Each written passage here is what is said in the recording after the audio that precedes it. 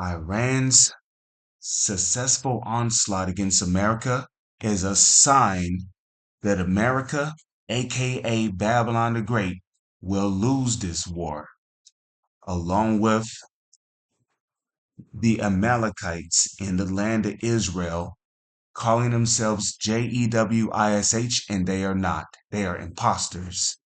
All right, Shalom, Israel. The true to the true Israelites, which are the Negro, Latino, and Native Indians, and this is to the elect of the nation of Israel. Okay, which is the 1/3 of the nation of Israel who will receive salvation.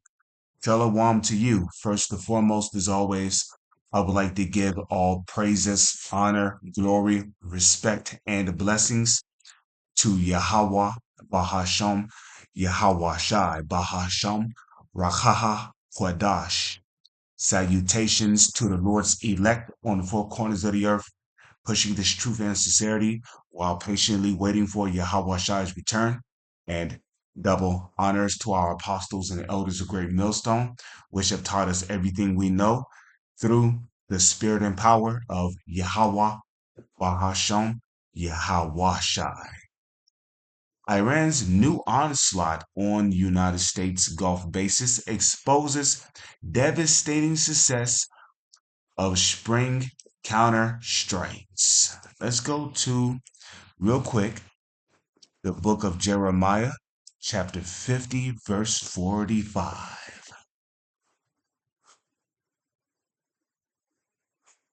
Okay? Therefore, hear ye the counsel of the Lord. And we all know when the Heavenly Father has a council, he's up there having a meeting with his precious son, Yahweh Shai, as well as those beautiful great angels up there, as touching what should happen to Babylon the Great, which is the United States of America. So this is the Lord's counsel against America.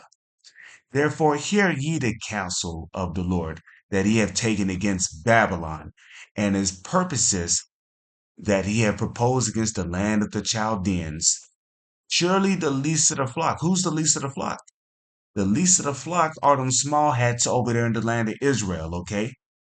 Them imposters calling themselves JEWISH, and they are not JEWISH. They are Amalekites.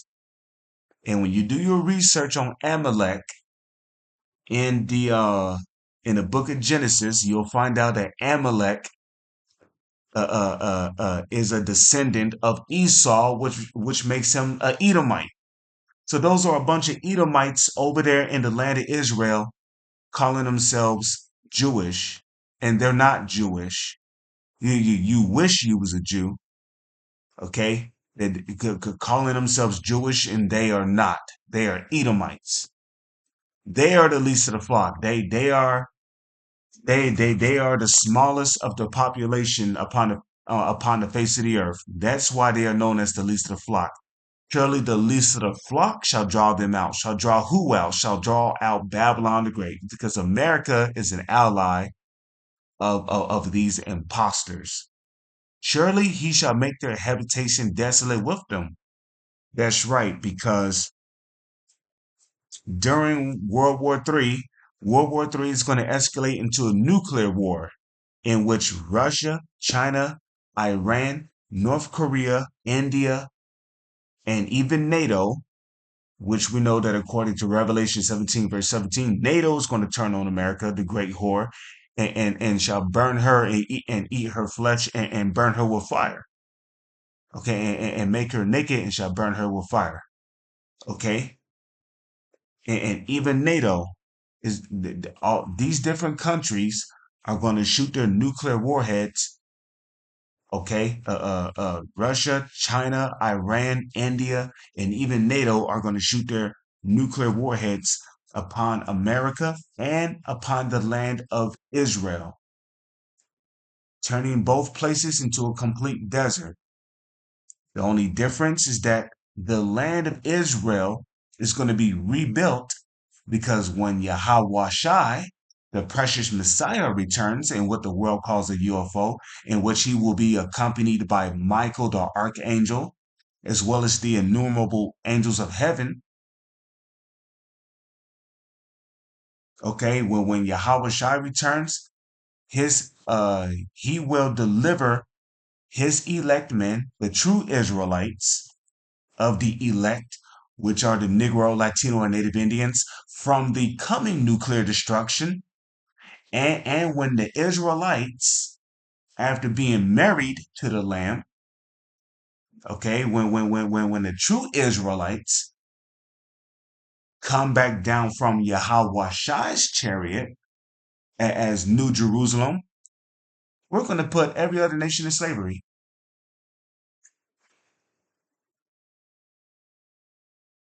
We're going to put every nation in slavery. And that's going to start with the so-called elites. Excuse me, and let me humble myself. I hope I'm of the elect, okay? But the elect of the nation of Israel, Yahweh Shai, and the elect of the nation of Israel, it's going to go throughout the four corners of the earth, putting every other nation in slavery, okay? And I hope I have the privilege and joy of doing it, okay? And slavery is going to start with the so-called elites who call themselves Rothschilds or Rockefellers, okay? And these so-called elite families, it's going to start with them being put in chains and shackles. The book of Psalms, chapter 149, verse 4. For Yahweh taketh pleasure in his people, the true Israelites, which are the Negro, Latino, and Native Indians, and he taketh pleasure in the elect of the nation of Israel, who are repenting daily. He will beautify the meek with salvation. The saints, let the saints be joyful in glory. Let them sing aloud upon their beds, because the next kingdom to come is going to be our kingdom. And in our rulership, which is going to be a eternal kingdom, we're going to be so joyful. We're going to be singing aloud upon our beds. Okay? It says, let the high praises of Yahweh be in their mouth and a two-edged sword in their hand, to execute vengeance upon the heathen and punishments upon the people. The heathens is talking about,